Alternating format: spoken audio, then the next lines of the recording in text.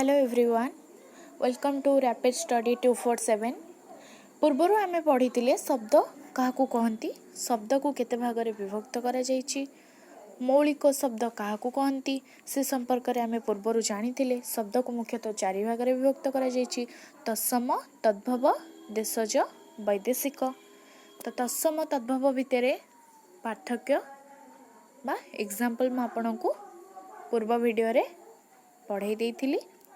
तो आज आम पढ़ा पद प्रकरण वाक्य क्या कहुए वाक्य को केते भाग में विभक्त करा जायछि तार विभागीकरण कौन कौन रही से संपर्क में आम स्टेप बाय स्टेप जानिबा। एक बा एकाधिक शब्द मिसी किछि अर्थ प्रकाश कले ताहाकू वाक्य कहुए। एक जेमती कि आमर तले उदाहरण दि जायछि राम गोटिए भल पिला से आमे जदि कौन करवा ना खाली जदि राम कहवा सेटा आमर गोटे वाक्य हो पार कि हो पार नहीं एक सहित एकाधिक शब्द मिसिबा दरकार से कहे कि एक बा एकाधिक शब्द मिसी किछि अर्थ प्रकाश कले किछि जेमति आमे बुझी पारुथिबा सेमति किछि अर्थ प्रकाश कले ताहाको वाक्य कुहा जाए। आमे आ गोटे एग्जांपल एक्स्ट्रा एग्जांपल नै परिबा।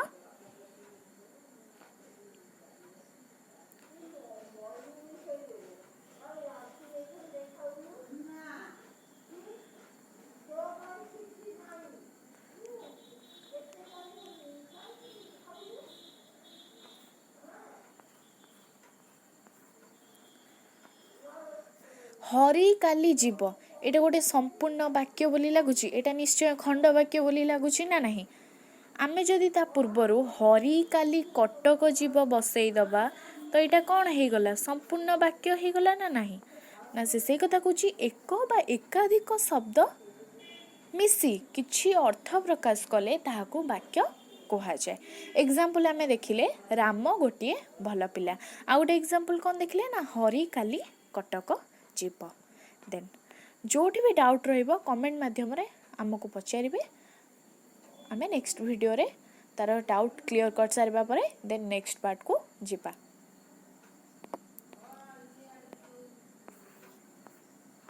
अच्छा पद को केते भाग रे विभक्त करा जायछि पद को मुख्यतः 5 भाग रे विभक्त करा जायछि केते भाग रे ना 5 भाग रे काहे कि आमे पढुचे पद प्रकरण मु पूर्वर कही कि आमे पढुचे पद प्रकरण माने कौन पद को केते भाग रे विभक्त करा जायछि से संपर्क रे जानिबा।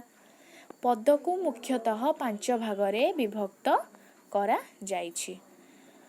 फर्स्ट होची विशेष्य पद सेकेंड रे सर्वनाम थर्ड रे विशेषण फोर्थ रे क्रिया फिफ्थ रे अव्यय कौन कौन आउ थरे विशेष्य पद सर्वनाम विशेषण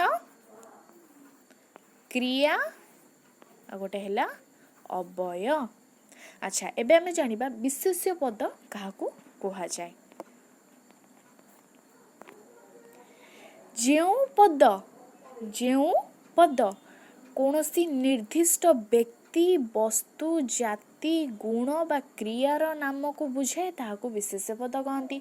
जेउ पद से कहे कि जेउ पद गोटे पद धरक राम गोटे पद निर्दिष्ट व्यक्ति राम एठी कौन बुझाऊँ व्यक्ति वस्तु जाति गुण क्रिया भितर कौन बुझाऊँ गोटे व्यक्ति निश्चय गोटे राम गोटे व्यक्ति तो व्यक्ति वस्तु जाति गुण बा क्रियार नाम को बुझाए ए सब भितर कौन जेकोसी रो गोटे नाम को बुझाए ताकू विशेष्य पद कहती। आउ थे कहीदे देखु जेउ पद कौनसी निर्दिष्ट व्यक्ति वस्तु जाति गुण बा क्रियार नाम को बुझाए ताकू विशेष्य पद कहा जाए।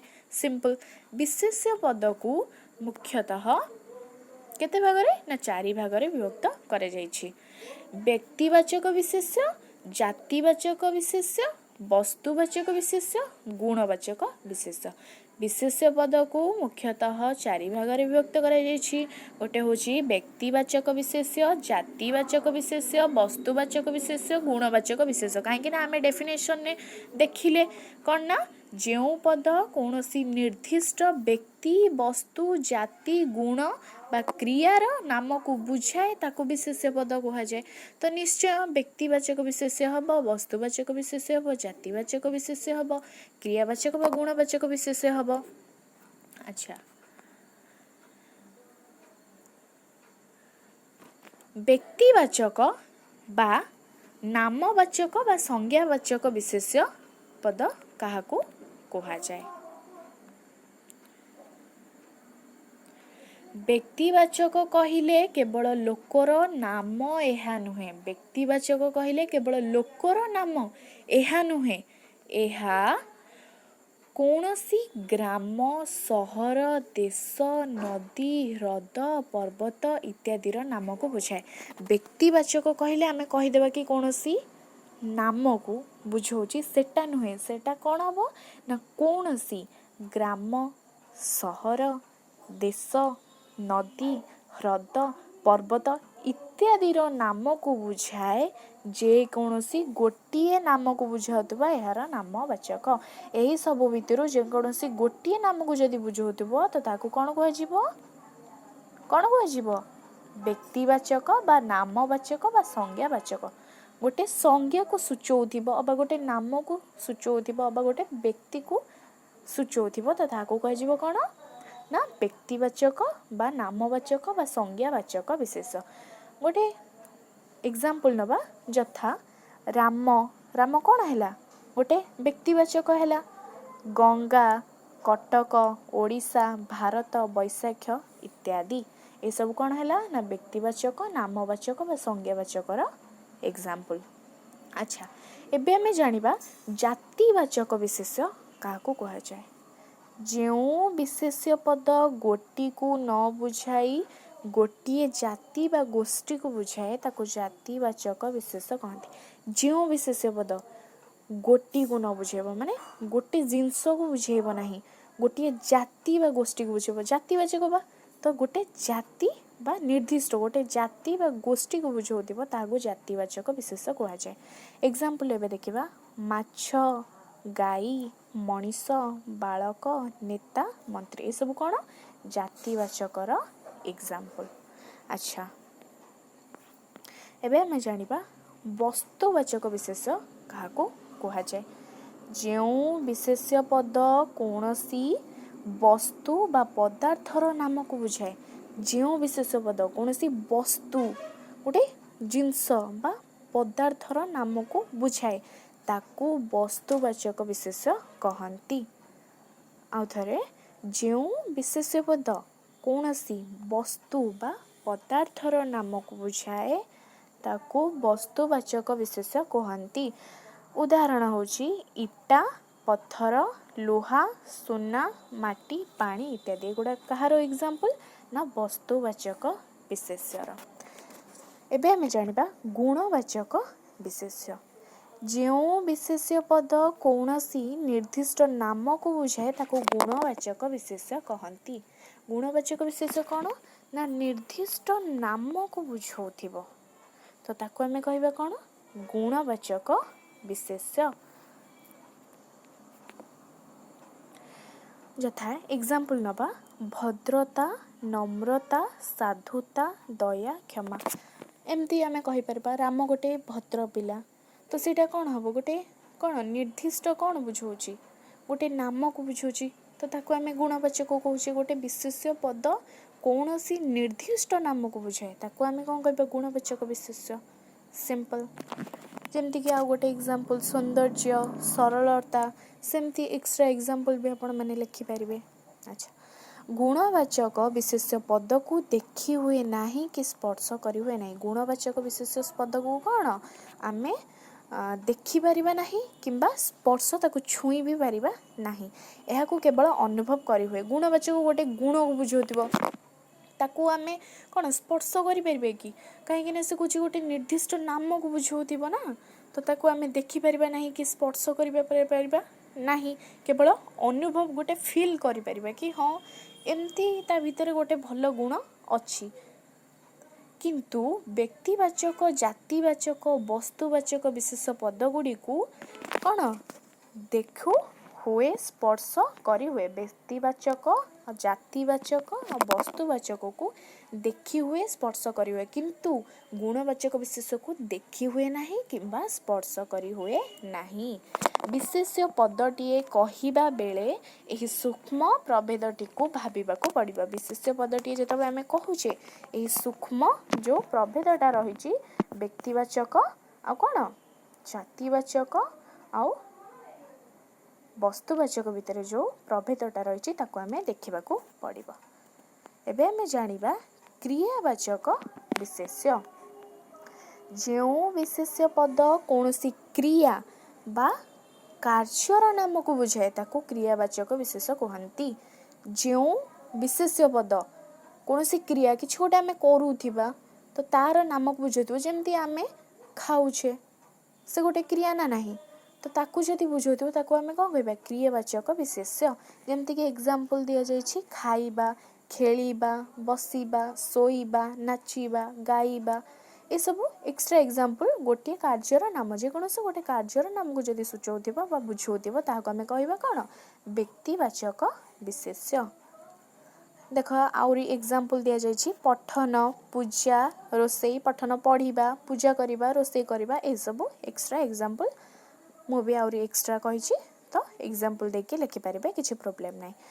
विशेष्य कहिले व्यक्ति जाति वस्तु गुण बा क्रिया जे कोनोसी गोटिए नाम को बुझिबाको हेबो। एहा एक नाम को चिन्हट करुथिबार शब्द कौन ना विशेष्य कहिले व्यक्ति जाति वस्तु गुण बा क्रिया जे कोनोसी गोटिए नाम को बुझेबाको हेबो। एहा एक नाम को चिन्हट करुथिबार शब्द। एबे हमें जानिबा विशेष्य पद काहाकू कहंती।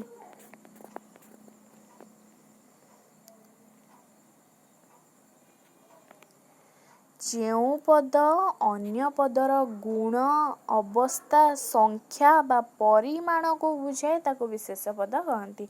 विशेष्य पद काहा कहंती ना जेउ पद अन्य पदर गुण अवस्था संख्या और परिमाण को बुझाए ताको विशेष्य पद कहंती। उदाहरण बुढ़ी लोक क्या को बुझाऊँ ना गोटे लोकर अवस्था को से बुढ़ी बोली तो गोटे कहले जड़े बुढ़ी लोक जदि से माने वृद्धा है न था ताको कौन कही था स्त्री लोक जेहेतु तो सेमती सेठी कौन बुझाऊँ ना लोकर अवस्था को से केमती देखा जाउची से तार रंग ढंग को देखिकी ता अवस्था को बुझाऊँ। ये आम कहूचे कौन ना जो पद र गुण अवस्था संख्या परिमाण को बुझाऊँ बा ताकू आमे कहबा कौन विशेषण पद कहती। सेमती कहगला बुढ़ी लोक बा बुढ़ा लोक जहाँ कही पारिबो। भल कथा ये कौन बुझेला गोटे गुण को बुझेला। जड़े यदि किसी भल कथा कहूँ तार आम भल गुण को देखुचे ना नहीं सेटा कहूँ ना भल कथा ये कौन है ना गुण को बुझाए। सुंदर फूल देखिले कौन हम गुण और अवस्था को फूलटा सुंदर तार गुण जो आ तार अवस्था जो बोली तो सुंदर से तो यही हूँ विशेषण पद क्या कहुचे तार एग्जांपल। गुणवाचक विशेषण अवस्थावाचक विशेषण आम जानिबा। गुणवाचक विशेषण क्या कहुचे अवस्थावाचक विशेषण कौन से विषय आम जानिबा। संख्यावाचक विश्लेषण और परिमाणवाचक विश्लेषण यथाक्रमे विशेष्यर गुण अवस्था संख्या बा परिमाण को बुझाए। क्रिया विशेषण क्रिया किपरि भाबे होची बुझाए। से कहूँ कि संख्यावाचक विश्लेषण और परिमाणवाचक विशेषण यथाक्रमे संख्यावाचक विशेषण और परिमाणवाचक विशेषण यथाक्रमे कहा उपरे डिपेंड ना गुण अवस्था संख्या बा परिमाण को बुझाए।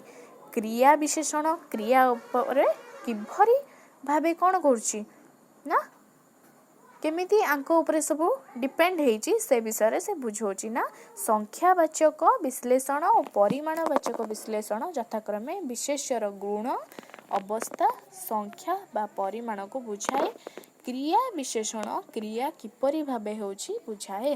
यथा दीपटी मिंजी मिंजी जळुची दीपटी केमिति जळुची ना मिंजी मिंजी जळुची ना एटा का कौन बुझाउची ना तार गुण को बुझाऊँच बा तार परिमाण को तो बुझेबनी ना, तार संख्या को भी बुझाऊँच। गुण और तार संख्या दीटा को बुझाऊँच कौन ना दीपटी मिंजी मिंजी जलुछि। हाथी धीरे धीरे चलुछि एटा तार अवस्था को बुझाऊँच। हाथीटा धीरे धीरे चलुछि तार अवस्था किसी शोचनीय बोली हाथीटा कौन जोर चले कि, हाथी तो धीरे धीरे चल ना, तो सेटा तार अवस्था को बुझेब। तुमे चंचल आस, तुमे चंचल आस एटा कौन बुझेबा ना परिमाण को बुझाऊँच।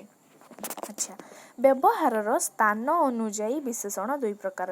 व्यवहार स्थान अनुजाई विशेषण को केते भाग विभक्त कराइछि ना दुई भाग रे। कौन कौन ना विशेष्यर विशेषण विधेय विशेषण। कौन कौन ना दुई प्रकार विभक्त कराइछि। व्यवहार स्थान अनुजाई विशेषण पद को दुई भाग रे विभक्त कराइछि। गोटे होछि विशेष्यर विशेषण आ गोटे होछि विधेय विशेषण।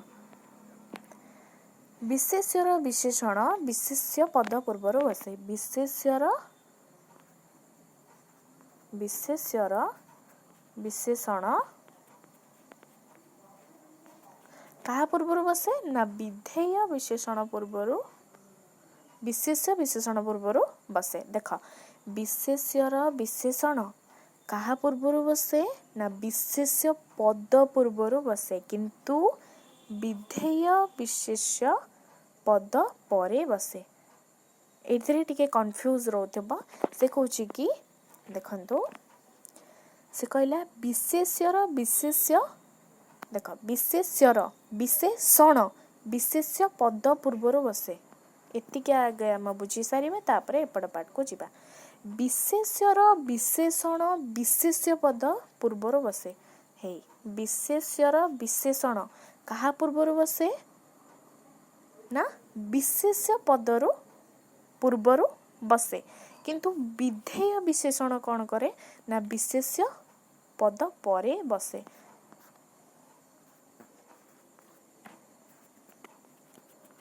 एठी मेन रहिला विशेष्य, सेटा कौन हुए ना विशेष्यर विशेषण विशेष्य पद पूर्वर बसे, किंतु विधेय विशेष्य पद परे बसे। कंप्लीट। सर्वनाम पद कहा को कहंती एबे हमें जानिबा। जेउ पद विशेष्य बा नाम बदल रे व्यवहृत हुए ताकू सर्वनाम पद कहंती। जेउ पद गोटे पद तार विशेष्य बा नाम बदल रे जदि व्यवहार हेउतिबो ताकू सर्वनाम पद कहंती। उदाहरण गीता गोटिए बालिका। उदाहरण कौन ना गीता गोटिए बालिका। आ गोटे एग्जांपल आमे नै परिबा कौन ना से भल पढ़े, तापरे तार भौणी रो नाम सीता। उभयंकु बापा भल पाती। ए सब आउरी चाहिए एक्स्ट्रा एग्जांपल भी आपण माने नै पारिबे। जेउ पद विशेष्य बा नाम बदल रे व्यवहृत हुए ताकू सर्वनाम पद कहंती। विशेष्य बा नाम बदल रे जदि व्यवहार करा जायतो ताकू सर्वनाम पद कहंती।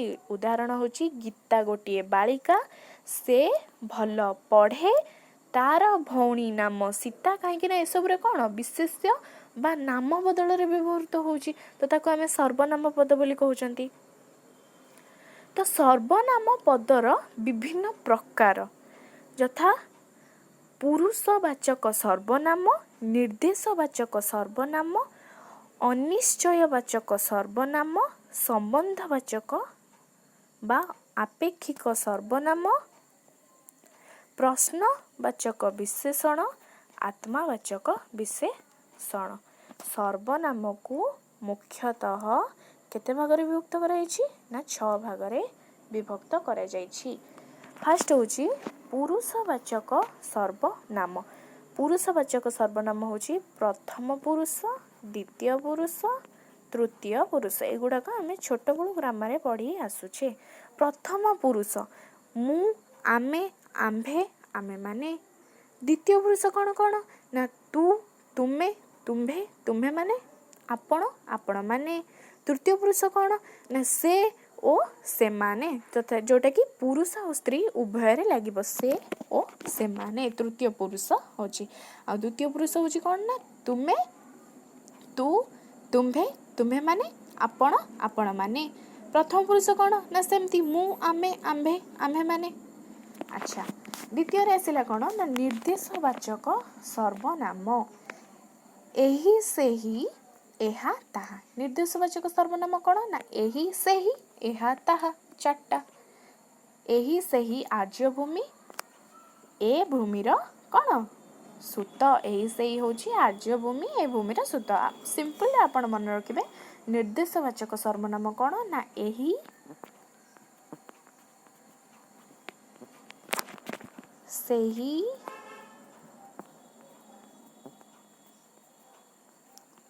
एहा ताहा। सिंपल रे मोड रे चारिटा निर्देशवाचक सर्वनाम आ पुरुषवाचक सर्वनाम प्रथम पुरुष द्वितीय पुरुष तृतीय पुरुष। अच्छा थर्ड रे आसिला अनिश्चयवाचक सर्वनाम जोटाक निश्चय नथिबो। किछि दिन तळे केही आसीथिले किछि दिन तळे केही आसीथिले किछि दिन तळे आसीथिले सेटा को एबे पर्यंत निश्चय हे कि अछि कि एबे कोन जोटा आगो को आसुथिबे सेटा होची कोन निश्चयवाचक सर्वनाम। किछि दिन तळे केही आस्थिले सेटा तो हे परिबो नै ना। किछि कथा नाही रागुच काहेकि किछि कथा नाही रागुच काहेकि जोटा अनिश्चय वाचक सर्वनाम। जोठी भी डाउट रहबा आपण कमेंट माध्यम रे जणैबे आमे नेक्स्ट वीडियो बनेबा पूर्व आपण को फर्स्ट डाउट क्लियर करिवो देन वीडियो को आगो को बढ़ेबो। संबंधवाचक बा आपेक्षिक सर्वनाम जोटा कि से जहार जोटा कि हब कौन जेते से जहार आउ जेते। अच्छा एबे आसिला प्रश्नवाचक विशेषण। प्रश्नवाचक आसिला माने कौन आसीबो सिंपल किए कौन केउठी काहेकि ए सब आसीबो हु व्हाट हुम व्हेयर ए सब निश्चय आसीबो। अच्छा एबे आसिला लास्ट आत्मवाचक विशेषण काहाको कहा जाय तार एग्जांपल निजे आपे मु निजे देखुची। निजे आ आपे जोटा को कहा जाय मु निजे देखुची से निजे ठिया होइथिला किए तुमे चिन्हिच कि आपना को आपे जोटा निजे प्रश्न करूथिबो बा निजो को सूचौथिबो सेटा को कहजिबो आत्मवाचक विशेषण। कंप्लीट हे गला एबे हमर सर्वनाम तो विशेषण भी सरी गला ता सहित आ कोन सरीला ना विशेष्य पद को केते भाग रे विभक्त करा जायछि हमर कोन गला विशेष्य सर्वनाम विशेषण। एबे हमें जानिबा क्रिया अव्यय अव्यय पद क्रिया भी एठी सरी गला सर्वनाम पद रे। एबे हमें जानिबा अव्यय पद। विशेष्य विशेषण सर्वनाम क्रिया प्रभृति पद मन रखिबे। विशेष्य विशेषण सर्वनाम कौन ना क्रिया प्रभृति पद। लिंग वचन पुरुष काल विभक्ति भेदर रूपरे परिवर्तित हुए। कौन कौन ना लिंग वचन पुरुष काल व भक्ति भेदर रूपरे परिवर्तित हुए। यथा बाघ बाघुणी स्त्रीलिंग रे सेमती बालक बालिका माने बहुवचन रे सेमती सुंदर बालक सुंदरी बालिका एटा भी जीव कौथिरे सुंदर बालक सुंदर बालिका एटा जीव कौथिरे एक वचन रे। आ बालक बालक माने हेले बहुवचन रे बाघ बाघुणी हेले स्त्रीलिंग रे एटा जानि चंती जेमति कि जेजेमा जेजेबापा स्त्रीलिंग रे सेमती बाघ बाघुणी।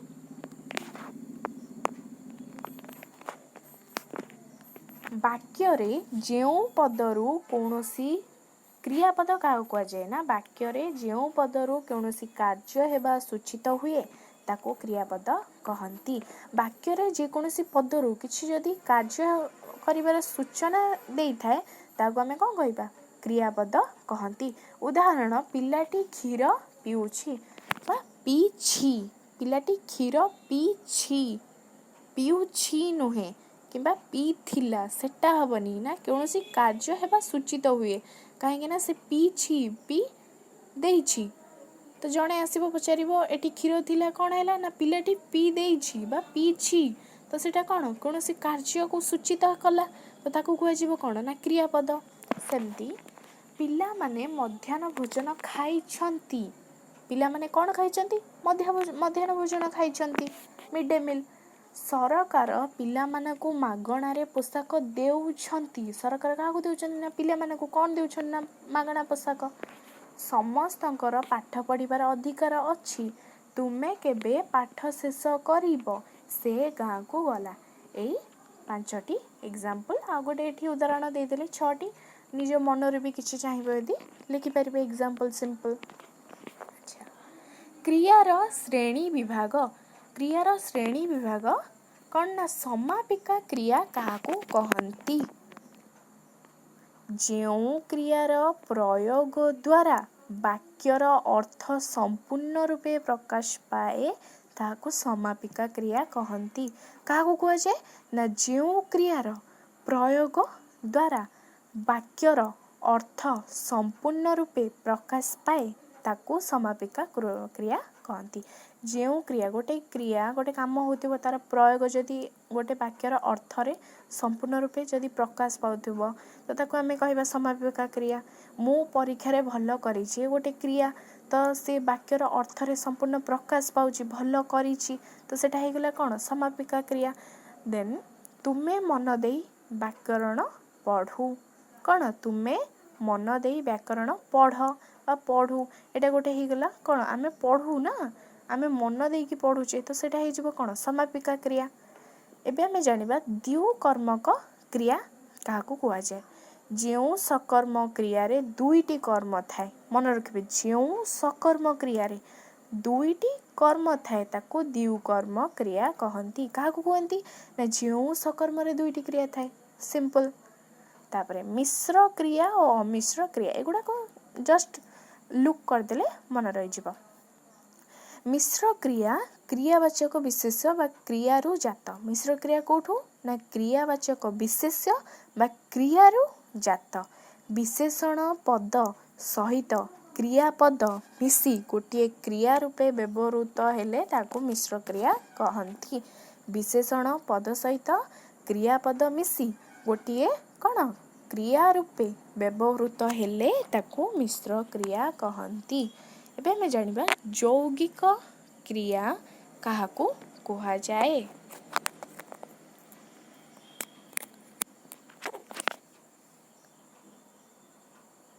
ଦୁଇଟି କ୍ରିୟା ଏକାଠି ରହି ଗୋଟିଏ କ୍ରିୟା ହୋଇଥିଲେ ତାକୁ ଯୌଗିକ କ୍ରିୟା କହନ୍ତି। 2ଟି କାମ ହେଉଥିବ, ତ ସେଠି ଯଦି ଜଣେ ଏକାଠି ହେଇକି ରହିଥିବ ଆଉ ଜଣେ ଅଲଗା ଥିବ ତ ତାକୁ କ'ଣ କହିବା? ଯୌଗିକ କ୍ରିୟା କହନ୍ତି। 2ଟି କ୍ରିୟା ମଧ୍ୟରୁ ପ୍ରଥମ କ୍ରିୟାଟି ଅସମାପିକା କ୍ରିୟା କ'ଣ ରୂପେ ରହେ? 2ଟି କ୍ରିୟା ମଧ୍ୟରୁ ପ୍ରଥମଟି କ'ଣ? ସମାପିକା ନୁହେଁ, ଅସମାପିକା କ୍ରିୟା ରୂପରେ ରହେ। ଏହାର ଅର୍ଥର ପ୍ରାଧାନ୍ୟ ରହେ। ଦ୍ୱିତୀୟ କ୍ରିୟାଟି ସମାପିକା କ୍ରିୟା ହୋଇଥାଏ। ଯେଉଁ 2ଟି ମଧ୍ୟରୁ ଗୋଟେ କ'ଣ? ଅସମାପିକା ଥିବ ଆଉ ଗୋଟେ ଥିବ ସମାପିକା। ସମାପିକା କ'ଣ? ନା ଯେଉଁ କ୍ରିୟାର ପ୍ରୟୋଗ ଦ୍ୱାରା ବାକ୍ୟର ଅର୍ଥ ସମ୍ପୂର୍ଣ୍ଣ ରୂପେ ପ୍ରକାଶ ପାଏ। ସମାପିକା କ୍ରିୟା ହୋଇଥିବାରୁ ଏହାର କ'ଣ? ଅନୁସାରଣୀ ହୋଇଥାଏ। ଏଥିରେ ପୁରୁଷ ବଚନ କାଳସୂଚକ ପ୍ରତ୍ୟୟ କ'ଣ? ଧାତୁ ସହିତ ଲାଗେ। ଉଦାହରଣ, ବହି ଗୁଡ଼ିକ ନେଇଯାଅ, ଏଇଟା କ'ଣ? ଯାହାହେଲେ ବି ଯୌଗିକ କ୍ରିୟା। ଦେନ୍ ତୁମେ ଆଗେ ଖାଇନିଅ, ଭିକାରୀକୁ ଭିକ୍ଷା ଦେଇଦିଅ, ମୁଁ ଟିକିଏ କ'ଣ? ଆଖୁ ପକାଇଦେଲି, ଆଖି ପକାଇଦେଲି, ସେଟା ଆଖୁ ମିଷ୍ଟେକ୍ ହେଇଛି, ମୁଁ ଟିକିଏ ଆଖି ପକାଇଦେଲି, ଯେଉଁଟାକି ମୁଁ ଏବେ କହିଲି ଟିକେ ଟିକେ ନଜର ଦେଇଦେଲେ ଏଗୁଡ଼ା ହେଇଯିବ, କିଛି କଷ୍ଟକର ନାହିଁ ଏଥିରେ। ତ ସେମିତି ମୁଁ ଟିକେ ଆଖି ପକାଇଦେଲି। ନାମ ଧାତୁ କ୍ରିୟା କାହାକୁ କୁହାଯାଏ? ବିଶେଷ୍ୟ ବା ବିଶେଷଣ ପଦରୁ ଗଠିତ କ୍ରିୟାକୁ ନାମ ଧାତୁ କ୍ରିୟା କହନ୍ତି।